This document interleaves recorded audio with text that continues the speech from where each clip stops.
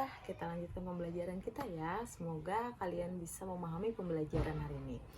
Nah, hari ini kita akan membahas tentang muatan bahasa Indonesia. Sebelumnya, kita sudah belajar tentang perkembangbiakan tumbuhan secara vegetatif, baik itu vegetatif secara alami dan juga buatan. Nah, hari ini kita akan membahas dua materi sekaligus tentang bahasa Indonesia. Kita hari ini memakai buku pena halaman 15 dan juga 16. Nah, kita hari ini akan membahas tentang ide pokok dalam teks laporan dan juga simpulan pada teks laporan. Nah, kita bahas dulu untuk ide pokok dalam teks laporan. Setiap teks laporan memiliki ide pokok. Ide pokok dalam teks laporan bisa lebih dari satu. Nah, kita bahas dulu untuk pengertian dari ide pokok. Sebelumnya, pada awal pembelajaran, kita pernah sudah membahas tentang ide pokok. Ide pokok adalah gagasan utama atau masalah pokok yang dibahas dalam suatu paragraf. Jadi, dalam satu paragraf itu, apa masalah yang dibahas itu merupakan ide pokoknya. Nah, di sini dalam setiap teks laporan itu banyak mempunyai ide pokok. Setiap ide pokok itu ada dalam paragraf. Akan tetapi, nah di sini ide-ide pokok tersebut disajikan dalam beberapa paragraf. Ide pokok dalam suatu paragraf dapat ditemukan dengan langkah-langkah berikut. Pertama, bacalah isi paragraf dengan saksama. Kedua, temukan kalimat utama dan kalimat penjelas. Dan ketiga, tentukan informasi yang terdapat dalam kalimat utama. Kita bahas yang pertama dulu. Yang pertama, bacalah isi paragraf dengan saksama. Jadi, kalian harus membaca dulu sebelumnya teks laporan itu. Jadi, dibaca dulu semuanya. Jadi, kalian baca per paragraf supaya kalian gampang untuk menemukan ide pokoknya. Jadi, per paragraf 1 dulu dibaca, cari dulu ide pokoknya, baru ke paragraf 2. Jadi, baca diulang-ulang supaya kalian bisa memahami apa yang dibahas pada paragraf 1, 2, dan seterusnya. Lalu yang kedua, temukan kalimat utama dan kalimat penjelas. Nah, di sini ada yang namanya kalimat utama dan juga kalimat penjelas. Kalimat utama adalah kalimat yang dimana kalimat tersebut merupakan pembahasan pada paragraf itu. Kalau kalimat penjelas adalah kalimat yang menjelaskan pada kalimat utama.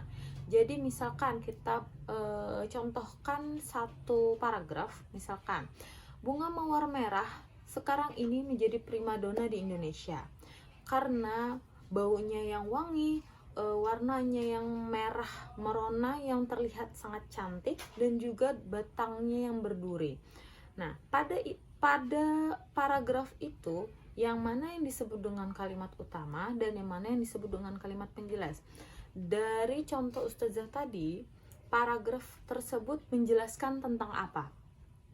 Menjelaskan tentang bunga mawar. Berarti kalimat utamanya adalah si bunga mawar ini. Bunga mawar adalah primadona pada saat ini. Nah, bunga mawar itu menjadi primadona. Kenapa jadi primadona? Ternyata penjelasannya adalah karena baunya yang harum, lalu baunya yang wangi, lalu ada warna kelopak bunganya yang warna merah merona yang terlihat sangat cantik, dan juga dibarengi dengan batangnya yang berduri. Kebanyakan bunga-bunga tidak ada mempunyai batang. Nah, ciri khas dari mawar adalah mempunyai batang yang berduri. Itu merupakan penjelas dari kenapa dia bunga mawar ini disebut primadona.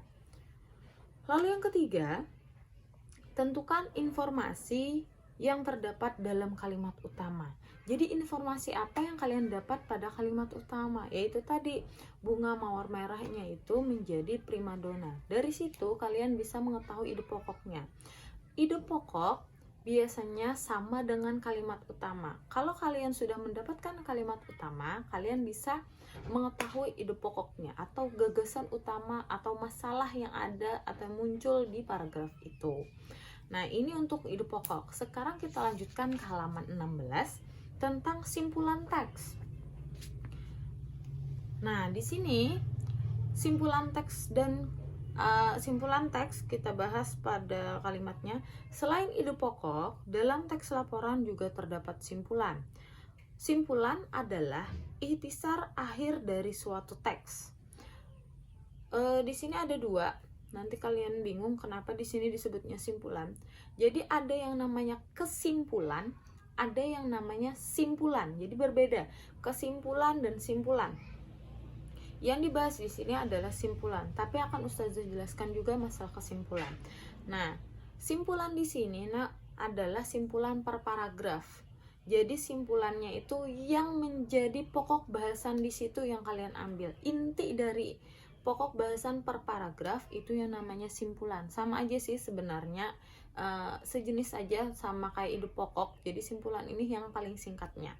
Bedanya sama kesimpulan, kalau kesimpulan adalah rangkuman dari keseluruhan paragraf. Jadi rangkuman seluruh teks laporan itu namanya kesimpulan. Jadi kesimpulan itu sebenarnya adalah gabungan dari simpulan-simpulan paragraf. Jadi kalau kalian sudah mendapatkan simpulan paragraf, kalian akan bisa menyusun kesimpulannya. Jadi kesimpulan itu keseluruhannya dari satu laporan, kalau simpulannya itu adalah per paragraf. Nah, di sini ada langkah-langkah membuat simpulan. Pertama, bacalah teks secara keseluruhan. Kedua, temukan informasi penting yang terdapat dalam teks. Dan ketiga, hubungkan semua informasi yang kamu peroleh menjadi satu pernyataan akhir. Pertama, bacalah teks secara keseluruhan. Sama, kalian harus bisa membaca teks dulu secara keseluruhan, baru per paragraf, sama kayak kalian mencari ide pokok tadi. Lalu, temukan informasi penting yang terdapat dalam teks. Info apa yang kalian dapat pada setiap paragraf.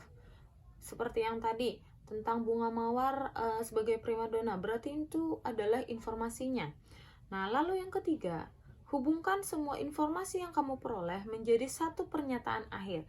Jadi dalam satu paragraf yang panjang, kalian jadikan satu pernyataan atau satu kalimat aja. Berarti kalau dari yang contoh bunga mawar tadi, berarti adalah bunga mawar adalah primadona pada saat ini. Nah, itu menjadikan simpulan pada paragraf itu, sama kayak ide pokoknya. Nah, mungkin itu saja hubungan antara ide pokok dan juga simpulan, dan perbedaan antara simpulan dan kesimpulan. Mungkin kalian bisa memahami pembelajaran dari Ustazah. Semoga bisa dipahami ya. Assalamualaikum.